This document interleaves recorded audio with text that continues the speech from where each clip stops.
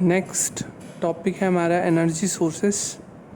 Energy sources में generally दो category आएंगी, एक आएगी वोल्टेज सोर्स एंड एक होगा करंट सोर्स। वोल्टेज सोर्स में भी दो कैटेगरी होगी, एक होगी इंडिपेंडेंट वोल्टेज सोर्स की और बी वाली होगी एक डिपेंडेंट वोल्टेज सोर्स की। इंडिपेंडेंट वोल्टेज सोर्स में भी दो कैटेगरी होती हैं, एक होती है आइडियल वोल्टेज सोर्स की और सेकंड होती है प्रैक्टिकल वोल्टेज सोर्स। अब इंडिपेंडेंट वोल्टेज सोर्स जैसे कि नाम से क्लियर है, स्वतंत्र वोल्टेज स्रोत। इसमें दो कैटेगरी होंगी, एक होगी आइडियल वोल्टेज सोर्स की, आइडियल मीन्स आदर्श वोल्टेज स्रोत, और एक होगा प्रैक्टिकल वोल्टेज सोर्स। तो आइडियल वोल्टेज सोर्स क्या होता है? जनरली आइडियल वोल्टेज सोर्स वो होता है जो कि कांस्टेंट टर्मिनल वोल्टेज देता है हमें।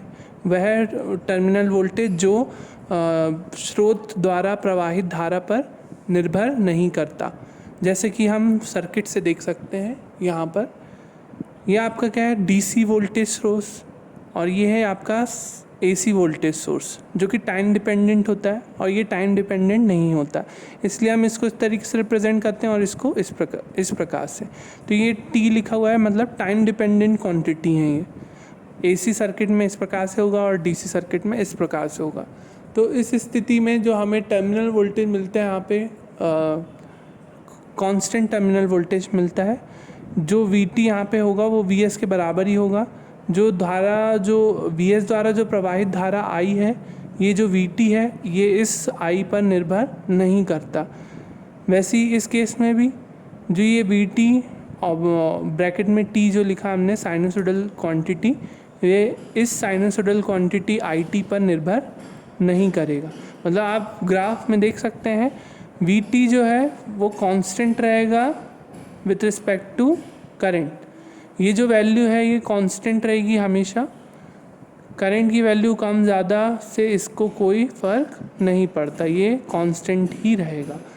इसमें जनरली ये ऐसा क्यों होता है?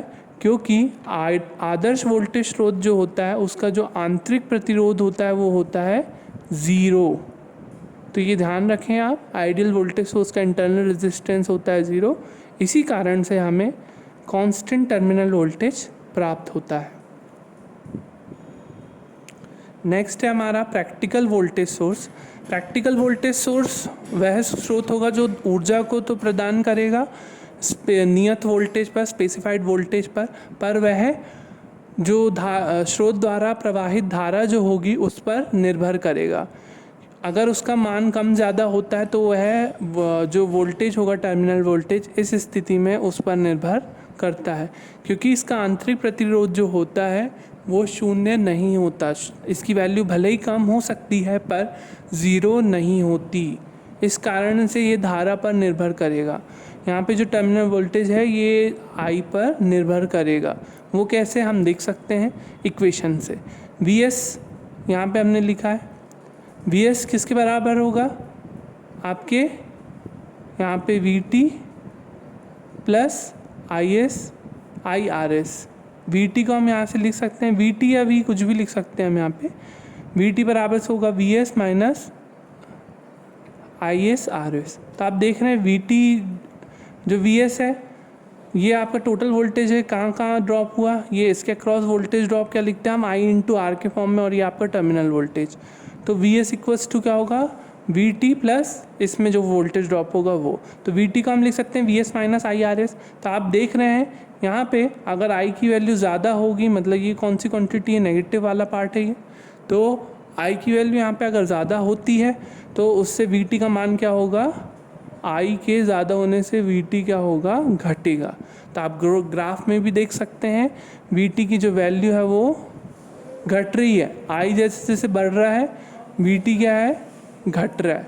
तो यहाँ पे ये धारा पर निर्भर करता है, क्योंकि इसमें आंतरिक प्रतिरोध या आंतरिक प्रतिबाधा ZS होता है जनरली AC सर्किट में। तो AC सर्किट में हम पढ़ेंगे भी इसके बारे में, आपने पढ़ा भी होगा BEE में। इसमें हम आंतरिक प्रतिरोध की जगह हम यहाँ पे कहते हैं आंतरिक प्रतिबाधा अगर AC परिपथ हो। तो यहाँ पे भी जो VT है इस करंट I पर निर्भर करेगा। I लिखें या IT लिखें, ये इस पर निर्भर करेगा क्योंकि इसका आंतरिक प्रतिरोध 0 नहीं होता। अगर आंतरिक प्रतिरोध 0 है तो वह आदर्श वोल्टेज स्रोत है।